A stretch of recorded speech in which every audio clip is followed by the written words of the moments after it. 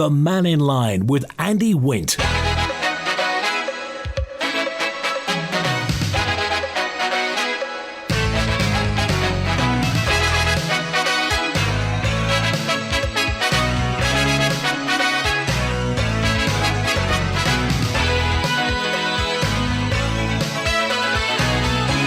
Faster by, good afternoon. Welcome to Mannin Line on Manx Radio. The floor is yours. We're open line through till 1. Lines are open 66 13 68.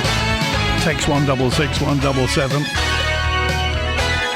WhatsApp 166 177. Email studio@manxradio.com. Well, the big conference gets underway late this afternoon. Will you be at the Villa Marina either today or tomorrow? And if so, what are you going to say to those in power? What an adventure that was last night. I'm not talking about television or anything else, but the Ben McCree held up in the weather last night. Many people on it for 10 hours because of that. So if you were on the Ben last night, I hope you're over it. No, probably you're on your way back to Heysham. Wow. 1 month to go until common single-use plastics are banned in the Isle of Man. The sale, distribution and supply of plastic straws, carrier bags, polystyrene cups and containers and several other items are banned under regulations on the 19th of October. The regulations were announced about a year ago to allow sufficient time for everybody to get rid of stocks and source suitable alternatives. So it's they reckon it's the way to make our environment less littered and causing less harm to wildlife and to marine life as well. Nobody's answered yet what's going to happen to takeaway cartons, those plastic takeaway cartons what about the people who use those plastic takeaway cartons more than once? If you run a takeaway, what is it you're going to do? Yes, this conference gets underway tonight, 6 till 9. In response to feedback from last year's inaugural conference, it will continue all day tomorrow, 9 till 6, but there is an evening session tonight. And if you're over there, then do let us know. Let us know what the opinion is, what the mood of the room is like. The roads on the Isle of Man aren't suitable for camper vans, far too narrow in lots of places, says D and S. We still have that ongoing debate as to whether motorhomes should be, or the use of motorhomes should be promoted on the Isle of Man. Of course, we get the biannual influx, as it were, or the twice-a-year influx during TT and MGP. But out of hours, not that many, and particularly there has been comment that getting off our boats sometimes risks grounding some of the very expensive motorhomes.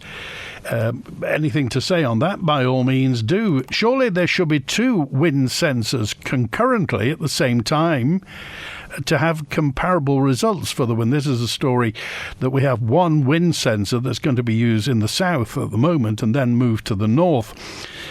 Presumably the people who know it know what they're talking about, in that the results will be comparable, but we'll see. I've seen plans, and the wind farm is going to the south of the Isle of Man, apparently.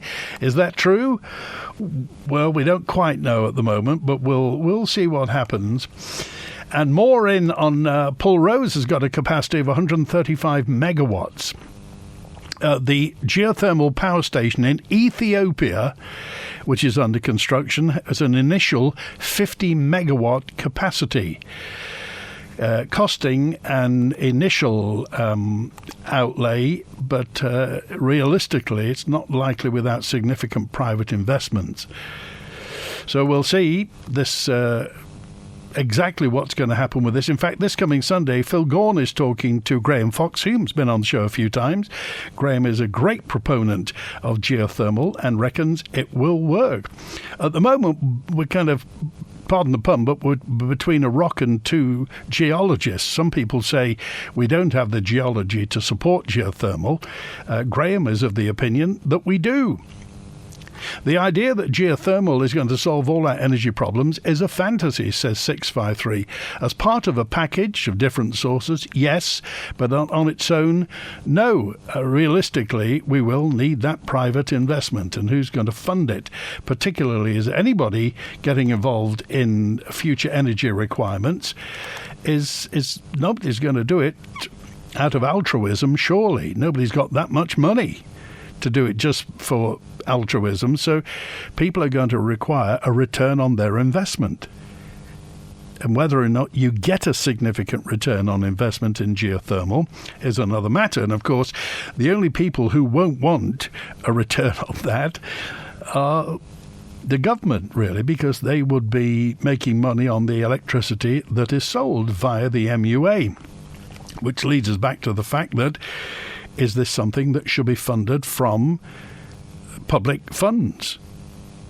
It's a gamble. And who's going to be willing to take the gamble? Here's Tom now. Hi, Tom. Hello.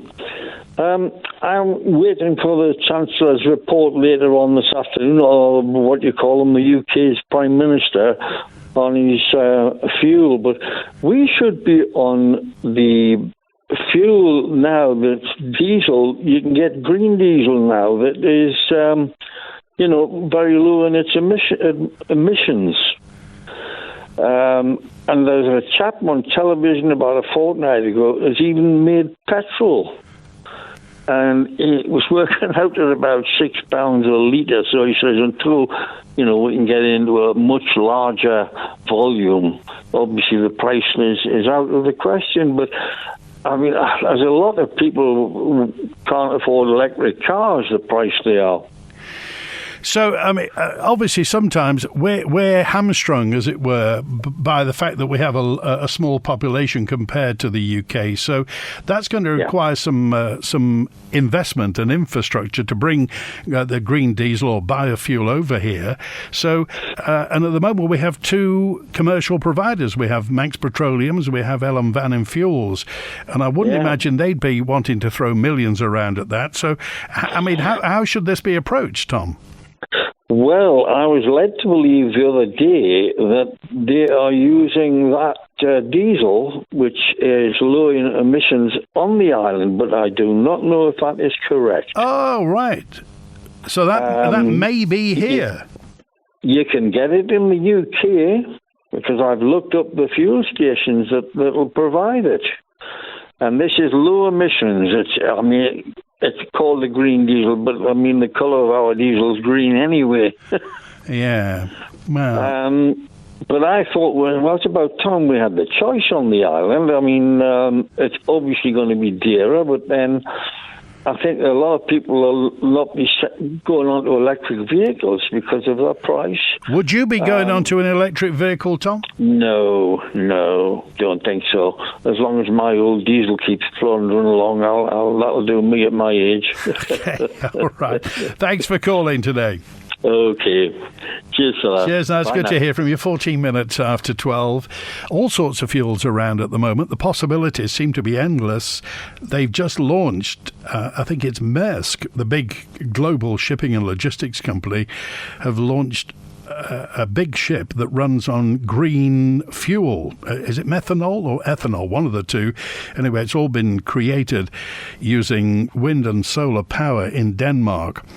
Because the EU, and of course we're not in the EU, but some of the rules apply indirectly to us, but they're talking about, the EU are talking to the shipping industry about using green fuel in the future. It's going to cost money. Of course it will cost money.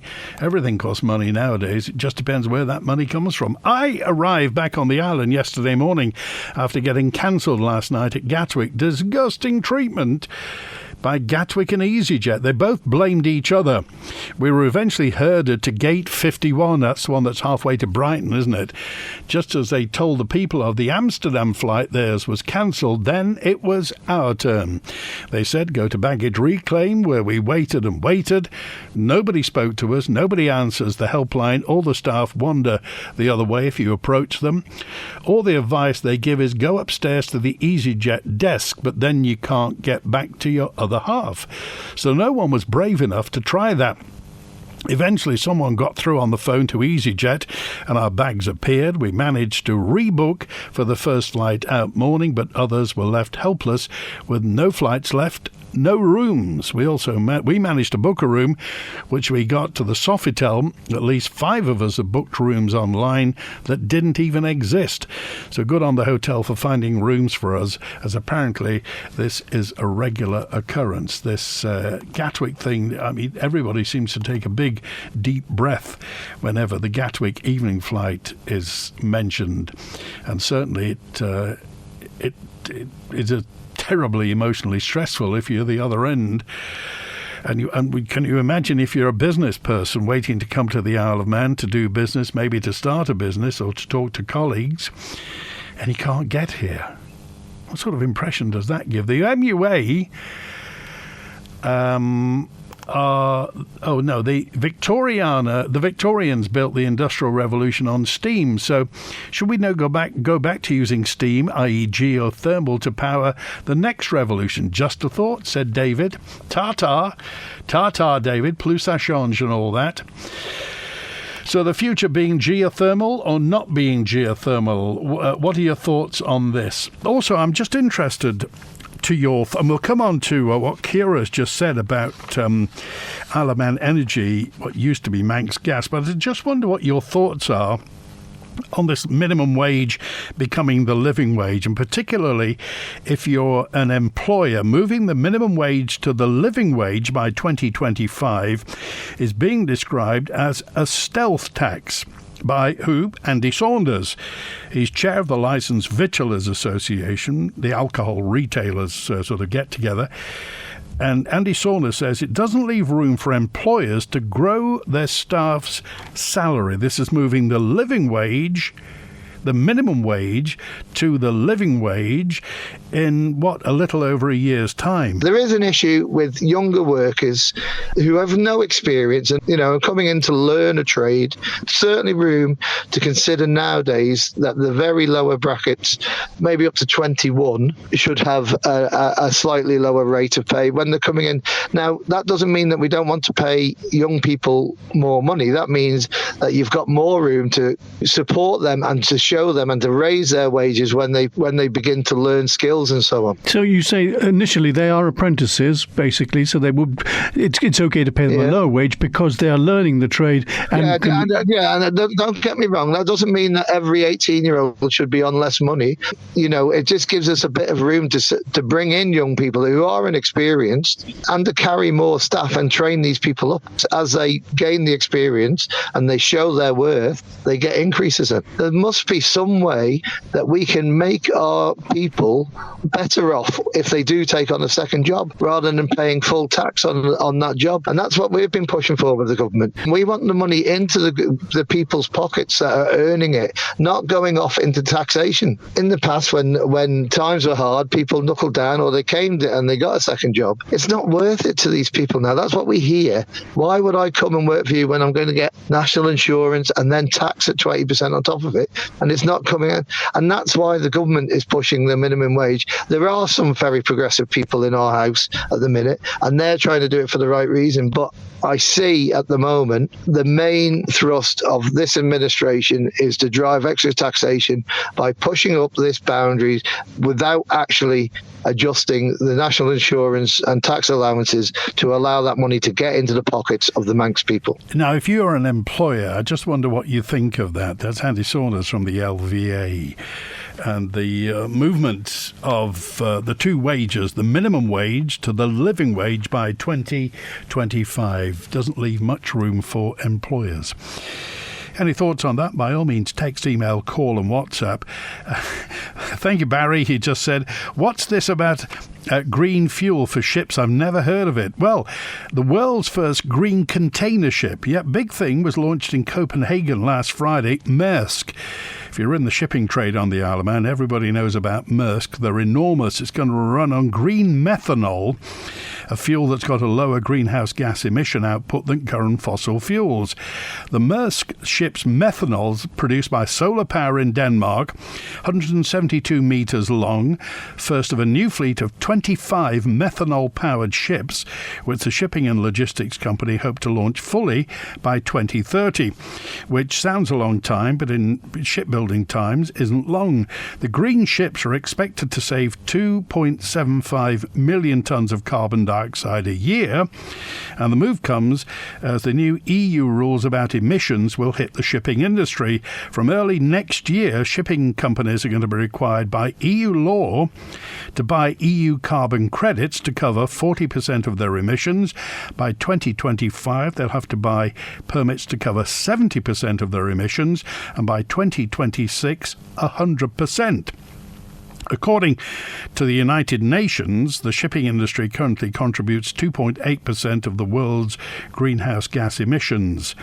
And the cruise industry is also beginning to implement change by lower emissions. In fact, Hurtigruten, the Norwegian line, which you often see in Douglas Bay, they send cruise ships here quite often throughout the year. Hurtigruten's hoping to launch a zero-emission ship with solar-powered sails. By 2030, it's going to have sails that will be full of solar panels. So fascinating. It's many branches of industry and commerce are embracing this. Green methanol for shipping. I wonder whether our new ship can do it. Mark's on now. Hi, Mark. Hi, Andy. How you doing, fella? Good, thanks. Good. Listen, about what you just said there about the new Maersk container ship. Yeah. That's going on green methanol, but there has been several ships launched recently that have been running on liquid natural gas, and a lot of them are huge, big container ships. The CMA CGM container ship line, they've got three massive 130,000-ton container ships that run on liquid natural gas.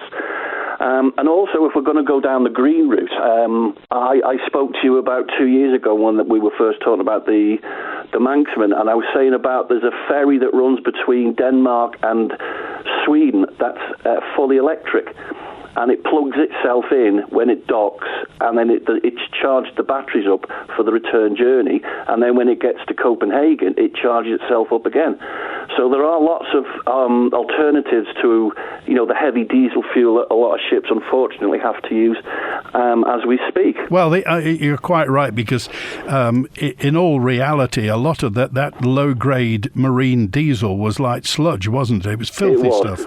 If you look at modern ships today, I'll say this to your listeners. If you go on YouTube, that's a very good place to spot them. And you look at modern ships, particularly tankers. They're a very good example. On the aft end of the ship, where you see the funnel, you'll see attached to it a massive big box. Now, what that does is that recycles the CO2 that's being pumped into the air, because a lot of places now, like Rotterdam and what have you, they've gone completely green, which means that when you come into port, you've got to shift from heavy diesel fuel to an alternative fuel. When you're in port, you cannot continue to pump it out. Plus, as you just said yourself, when you have heavy diesel fuel, that has to be cleaned from the tanks, and the only way you can clean that and pump it out is to pump it out when you're in port. You can't pump that out while you're at sea, because it means opening a valve to let seawater in, and obviously if you're going to do that while the ship's sailing, it runs the risk of sinking, so you only can do that in port. And the worst polluters of all, and I hate to say this, are cruise ships. They have got a terrible, terrible reputation, to the extent that the Orkney Islands now are in the middle of voting. Well, they're in the middle of voting to become part of Norway, but that's been a long time coming.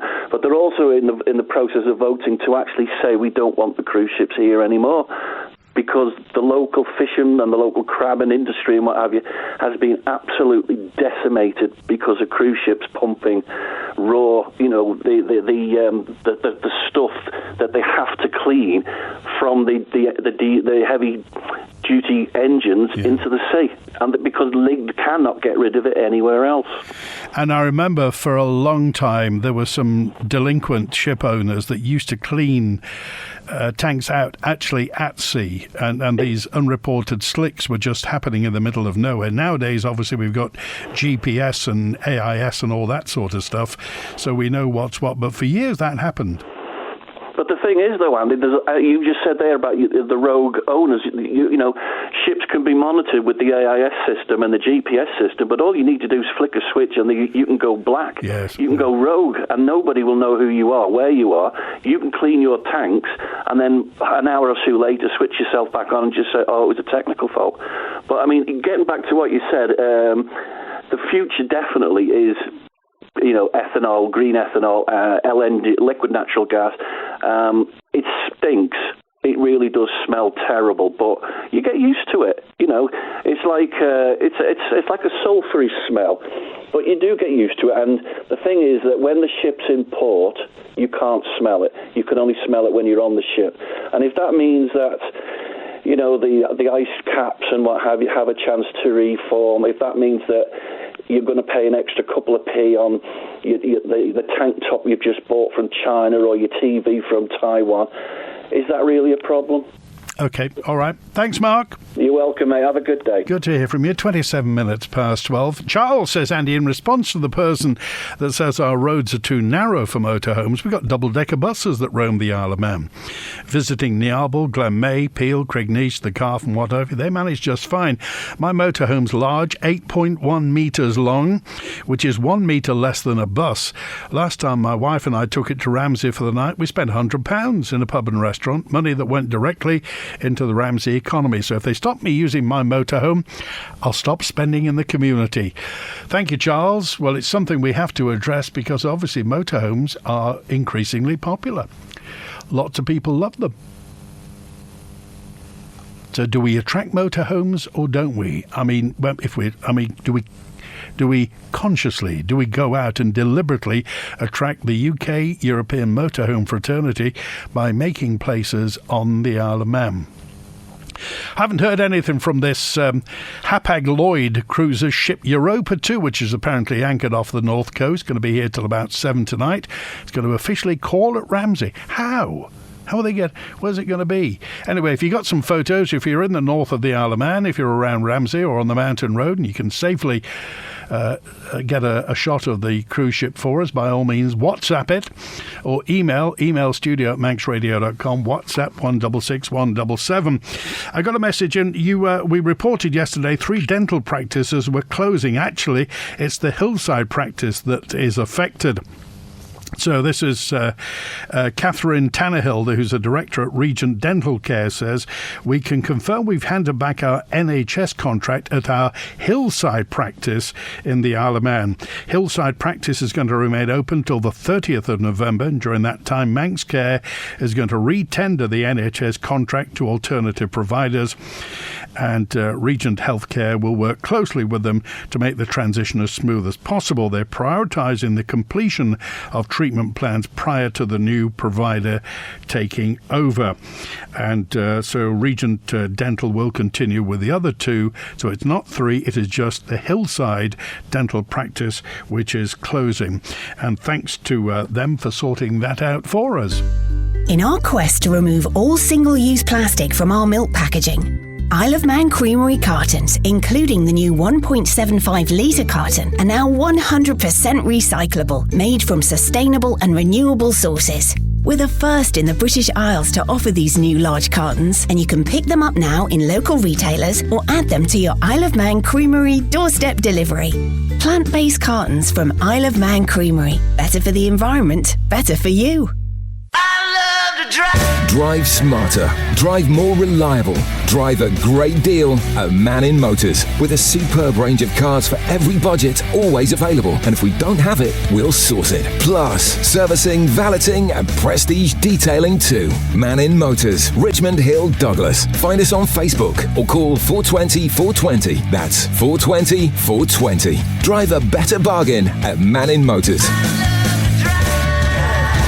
You look happy. I am. I'd worried about what could happen to my family if I die or can't work, so I've arranged a protection policy with financial options. Sounds great, but it's another monthly cost. Yes, but cover starts from as little as £5 a month, a small price to pay for financial peace of mind. You're right. Call Financial Options on 612 611 or check out financialoptions.co.im.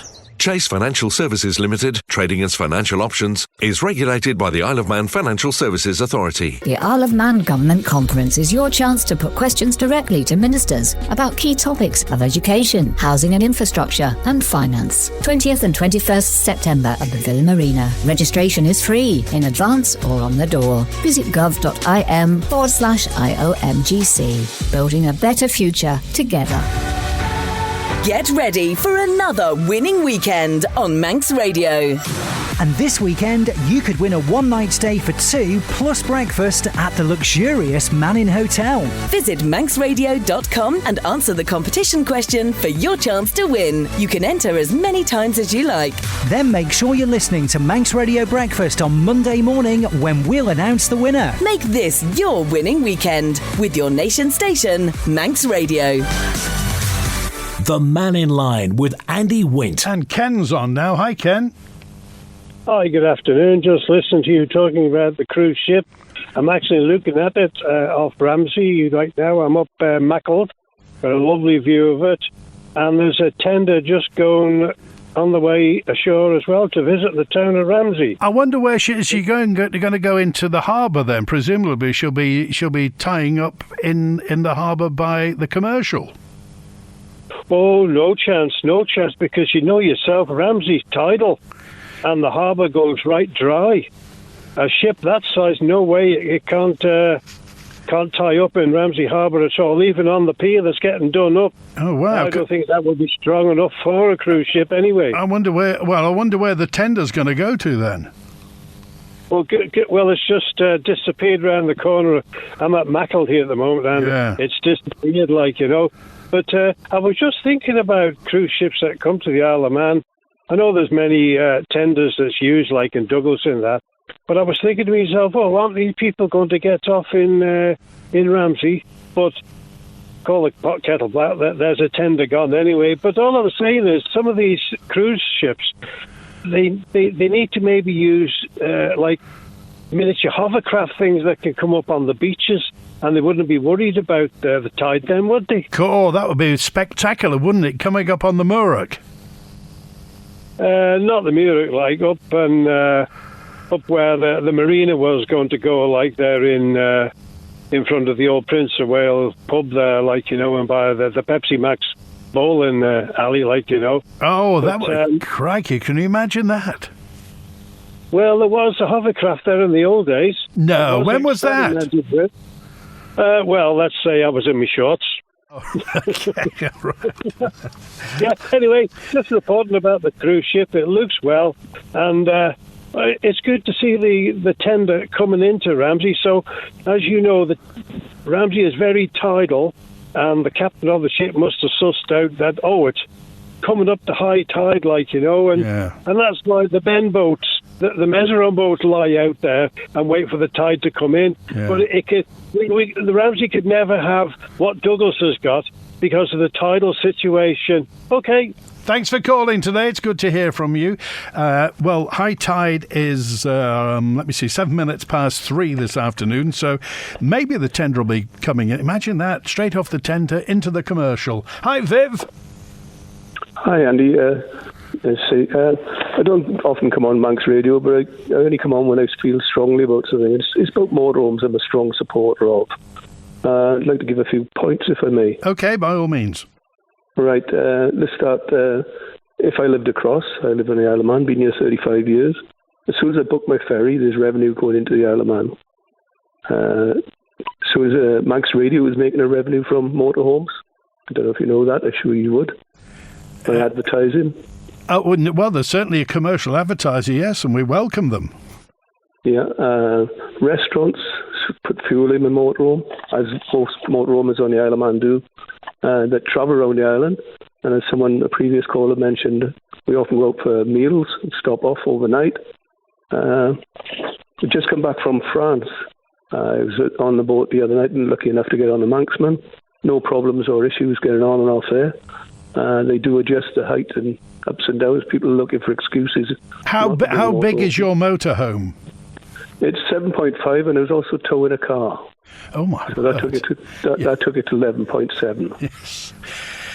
So how do you perceive the some people who don't like the idea of motorhomes? What do you think it is? I think it's their own self-interest. You had two gentlemen on the other day. There was one was promoting his hotel who verbally said he's not a keen advocate of motorhomes, and the other one talking about his sport. Sport. If I was a golfer, I'd put my golf clubs in the back. If I was a motorcyclist, I'd put my motorbike on the back. If I was a rally person, I'd tow a rally car, and friends do. All your top motorbike riders, rally drivers now, live in motorhomes when they're on the island. So there's all that extra revenue. The hotels on the island are very few and sparse between. So there is a massive industry on motorhomes. We come back from France just the other night, as I just said. Every town, certainly nearly every village, has got somewhere where a motorhome can take on water, take off water, spend money there. There's your butchers. I've got loads of apps which most motorhomes put on their phones. A thing called Fresh Passion, where you call in at farms, wines, wineries, distilleries, things like that. We did Normandy, where the car parks, you pay car parks €11 overnight. And there's also free places as well, where they're encouraged by their local commissioners, or however they call them down there. Viv, where's the best place you've been with your motorhome? Probably the Morrig, actually, because for on the island, there's Peel as well, but for views and things like that. And what about the best place you've been on the European continent? Normandy. There's so much history there. You go around travelling Normandy and Spain, and lots of places you don't pay, you think, but in return you give revenue to the area that you go to. What it would look like, say, it's all around spending money in the local economy. It did put other, and also motorhomes use them all year round, whereas they can do, and you see them out on the island. There is places that you could park them around the back of garages. Garages even supply you with places to put on water and take off water, and generally you spend some money there. While you're here, Viv, I just got a message in from Brian, who just said that how often does a motorhomer change motorhomes? Brian was just saying you see some often knackered old rusty ones knocking around. Is that the exception? Yes, I think it is. Sometimes 4 or 5 years. Some people keep them up to 10 years. But there's some knackered and rusty old tractors and cars on the Manx Road as well. So there's another one having a little dig, Okay. Yeah, there was another point which I can't. I lost it there now. Sorry.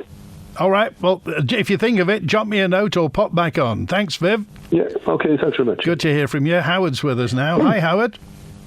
Hello, Andy. And just going back to that chap who was on about the motorhomes there.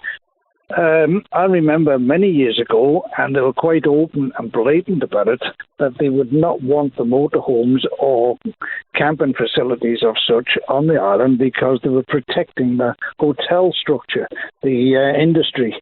And they were quite open about that. And the steam packet, via the government, put a blanket ban on anything coming over in their caravans, etc. Yeah. And to put a blanket ban saying they were not allowed on the island, well, that would defeat the object because you wouldn't be able to run trailers around the island.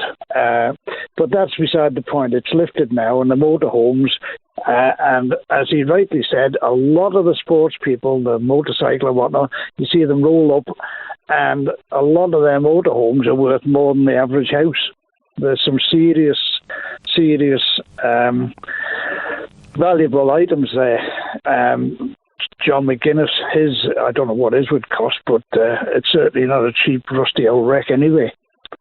But what it was coming on for, and it's in the papers, it's on your websites and the news, etc., the government are proposing handing over the social housing on the island to a housing agency, a housing association.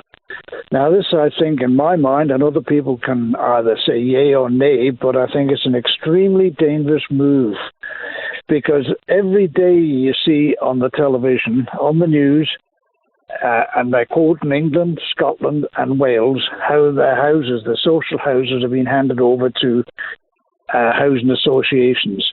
And here, if you did exactly the same thing, you would have to pay those housing associations, and they are a business.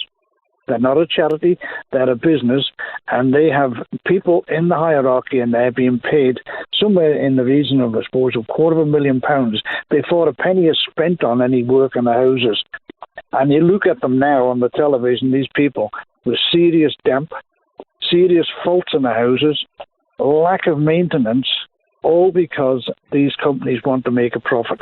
Well, the government say at the moment that if it were to be there, and it's at its very early stages, progressed through discussions at the DOI, of course, who are running it at the moment, Housing Communities Board are there, but they say it's going to be operated at arm's length.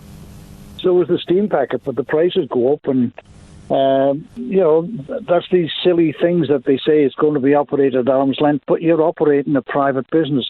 The NHS here, the hospital, Manx Care, and the hierarchy are paid silly money, and the same with the various other aspects of it. And this is what you're going to have to pay for first before you get one nail in the wall or one screw in a door. All these things are going to have to be paid for before you get any satisfactory work done. But they're saying, Howard, what they say is, if it goes to be a housing, and they're calling it a housing association, the definition may differ, because I don't think it'll be a true housing association, but they say it will be able to access funding streams outside government, which sounds like private capital. Now, at the moment, we haven't got, we've got two halfpennies, but rubbing them together is a bit of a struggle at the moment. But this, if they do it, then somebody else is going to come in with the money. Yeah. Private business. What do? They take on a load of houses like let's say Williston. They take on those houses and they say, right, we'll run it. But then they take out major loans from banks on the strength of that property and increase the debt on that association on those houses, same as the steam packet did. They were over £300 million in debt because of the debts loaded onto that, what was a profitable company. And it's an indirect way of asset stripping. And those houses then, in the association's care, will have a debt thrown onto them. They're not paying any taxes because they'll load that against the debt, and they'll still be drawn out and paying dividends to their shareholders. So it's the only people that's going to suffer are the tenants. And you see that all over UK, Wales and Scotland. The houses and the buildings, etc., are falling to pieces. Don't let that happen here on the island. Okay, all right. Thanks, Howard. Take care. Bye now. A note in from Mark, thank you, Howard. A note in from Mark, who just said this housing association, the definition is a social enterprise run by volunteers in order to provide affordable places for people to live. So the use of this term by the government is misleading, deliberately misleading, says Mark. By setting up what they wrongly call a housing association with developers, this is something entirely different. I've not been able to find an equivalent precedent in order to give it a name, while the stated makeup of it won't have the interests of people who can't afford houses here. It's not because they're poor either. People on normal salaries can't afford houses here. That's why one of the reasons the young are leaving the Isle of Man. A civil servant claimed that this setup was equivalent to housing associations in the UK. Mark says he knows this isn't true, as it's nothing like UK-based housing associations, so you have to question the stated motives for this and consider what it's really about. So is this for the benefit of the Manx population? Says Mark. Well, this is a story. DOI is exploring the possibility of developing what they're calling a housing association to manage its stock. Now, that's about 1,200 public sector properties. So discussions at department level, Housing and Communities Board, a housing association, they're calling it that if you like in inverted commas, owned by the Isle of Man government but operated at arm's length, could provide a number of benefits, they say, particularly separating operational concerns of delivering day-to-day solutions for the community from housing strategy and policy, a bit like they did with Manx Care, separating day-to-day operational concerns from strategy and policy. So it would be a bit like a kind of housing association Manx Care for this. The association will be free. I'm not saying that's a direct parallel, by the way, but that's what they said, separating at arm's length operational concerns of day-to-day solutions from policy and strategy. An association will be free to access funding streams outside government, and alongside a coherent and robust business plan, will be able to focus on national priorities, including the provision of key worker housing, subsidised packages for young families and first-time buyers, or new initiatives for those who need more support, such as the elderly, homeless, or those leaving the care system. And you heard Kerry Sharp say a wee while ago that a lot of young people who leave the care system are inadequately prepared. So while this work takes place to draw out specific benefits, taking the process further, it's going to involve communication and lots of consultation. The man who's in charge of this, of course, is the Minister, Tim Crookall, MHK, who says it's basically the start of the exercise. And it may play an important role in delivering the aims in our island plan. What do you think about it? Housing associations for the Isle of Man. Hello, this is Doug Farragher. In conjunction with Manx Radio, I'd like to invite you to join us and learn something about our native Gaelic tongue, the language of man. If you want more on Manx Gaelic, go to manxradio.com, check out podcasts and look for Abashen. Say that. They are coming.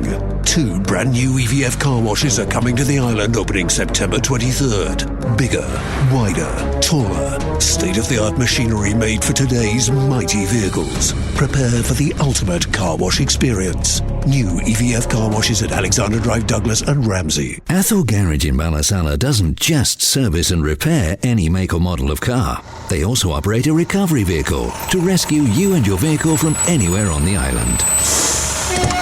See? Aren't you glad we went to Athol? For top quality work from Nissan factory trained technicians, dedicated aftercare, and now recovery too. Athol, a garage to swear by, not swear at. Book now at athol.im or call the A-team whenever you need them. 820082. Go on, Sal. Swing that leg over. Oh, great control there. Well, nearly. Now we'll be nice and wet for the monkey bars. If he makes it that far. Sounds like the water's a bit brass monkey. Oh, aye, they'll be feeling the Cuthber. Sunday, October the 1st. It's the I'll Listen Tough Mucker. The ultimate challenge over 5 or 10k. Open to anyone over 15 as individuals or teams of 3. Visit I'llListen.im now for all the details. The body achieves what the mind believes. So push beyond your limits and help I'll Listen support young people's mental health. Tough Mucker. Dream it. Dare it. Do it. The government has set clear targets to decarbonise the Manx economy over the coming decades. Solar power and onshore and offshore wind look like the best available renewable energy generation prospects, but are there alternatives? The Chief Minister doesn't seem convinced, but Graham Fox-Hume tells us that the answer lies beneath our feet, and John Shepherd wants draconian measures introduced to help us lead better lives. Are they right? Find out on Perspective this Sunday at 12 noon on Manx Radio with me, Phil Gorn. Is geothermal energy really readily available, and if so, why is it not being explored? Why aren't we building houses that use a tiny fraction of the energy to heat? The Mannin Line with Andy Wint. 11 minutes to 1. You remembered Viv, yes? Yes, I did. It was a bit of a rebuff on your gentleman's old vehicles that he's talking knackered and things. So, Crit Air in Europe is a system they use for measuring emissions. 0 being the lowest and 6 being one of the highest, I believe. And everybody's got to apply for a Crit Air certificate, which you write to the French government. Very easy to do online, and they send you one back for about £5. And you have a sticker in your window saying, my vehicle is Crit Air 2, Euro 2 is called, which allows me to go in some towns, some parts of the day, if you're up in the 6, you might not be allowed in the town at all, and certainly on other parts of the day you wouldn't be allowed at all. And how often do you have to get that?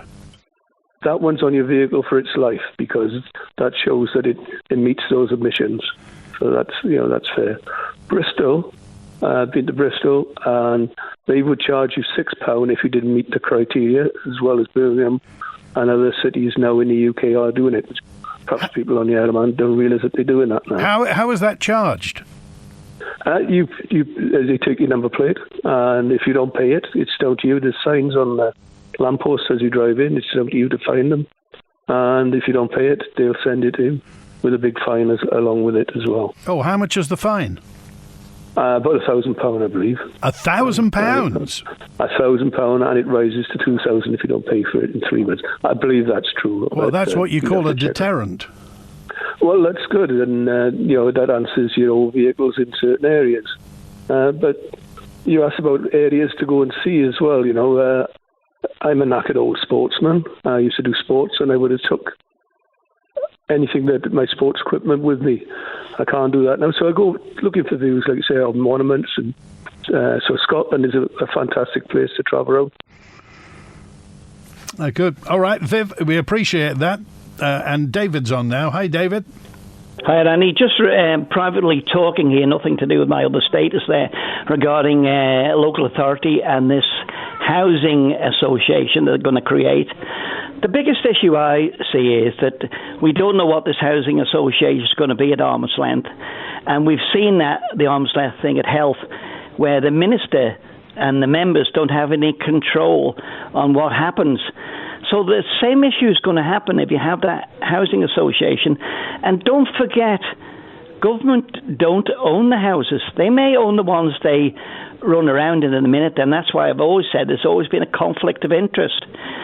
Because when we get advantageous terms for the redevelopment of our housing stock from through the Treasury, through the bank, because we can bounce off their credibility and their status on Moody.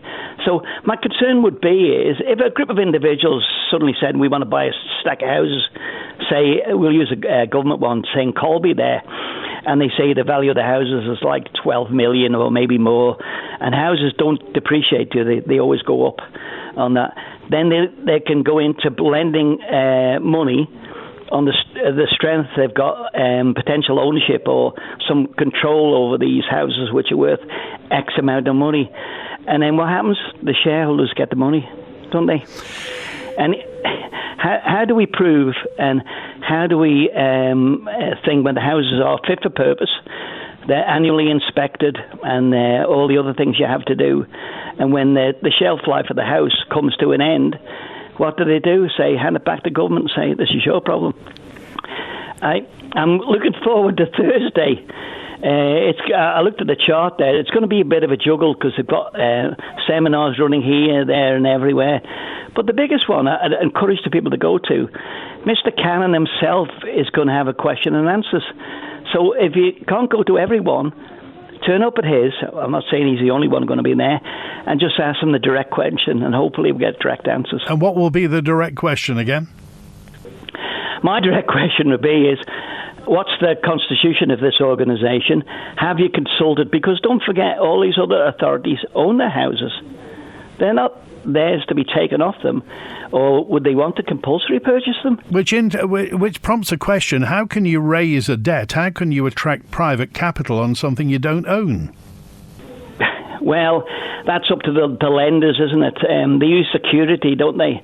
And it happens in the UK for organisations, which mostly some charities survive. And then look at the biggest local authority, Birmingham, gone into liquidation. Yeah, well, bankruptcy anyway. Yeah. Yeah. What's we've just got to be careful. I mean, these road shows are going to hopefully somebody's taping some of them anyway, or if government are taping them, they'll let us have a copy of the tapes, because you won't be able to suck all the information in one hit. They know what they're going to say, but they don't know what the general public's going to say. And the first thing we want to say is it going to be fair to the people that live in the Isle of Man? Interesting. All right? Interesting. Thank you. Thanks, David. See, bye. All right, it's 5-1 on Manx Radio. And thanks very much to WhatsApper 228. Fantastic photo that they've just sent of the cruise ship and the tender. A photo taken just to the town side of the Queen's Pier. It's a terrific photo. Thanks for that. A message in from somebody who just said, I heard Andrew Smith's on Mannin Line. Is it today? No, unless he's been hiding very well. It's next Tuesday. Daphne Kane and Andrew Smith, the Garth MHKs, will be on talking about Garth. I'm sure sewage in the bays will come up, and what's going to happen? Is it pump or dump? What will happen? But also, what are the big issues? Is it the main roads? Is it traffic? Is it parking? Is it houses? The villagers? If we're going to have new houses and they're going to be outside Douglas, surely Garth will be one of the places they'd look at. Daphne Kane and Andrew Smith from Garth on next Tuesday. Tomorrow we're live in Castletown, in the ancient capital of Man, with the students of King William's College. And Julian's on now. Hi, Julian. Hi, Andy. I'll go super quick because I know there's not much time. Just quickly on geothermal, Germany introduced a 12p electrical tariff based on geothermal production in 2004, which has sparked the construction boom ever since. And the German Bundestag has concluded that Germany's geothermal resources could be used to supply the entire base load of the country, which is interesting. The other point is smart meters. The other day we talked about the Ringo app at the airport parking, and they're making a loss based, I think, on the fact that Vitruvian, a private equity company, owns Ringo, which is where the money that really supposed should go to the airport and the car park is actually being offshored. But the smart meters are in partnership with Trilliant, and I noticed that Trilliant has 7 private equity companies, including UMC Venture Capital and ABB Technology Venture Capital. So it makes me wonder if the smart meters are going to make electricity rather more expensive to satisfy 7 investment companies. Okay, all right. Thanks, Julian. Thanks, Andy. Cheers. 3 minutes before 1. That's it. Thanks to Ben Hartley on the phones today. Andy says, Andy, you can raise debt against future guaranteed income stream. That income stream would be the rents. Well, the future of this housing association, something you may want to raise with government if you're off to the conference tonight or tomorrow, and we're live from King William's College tomorrow. WINT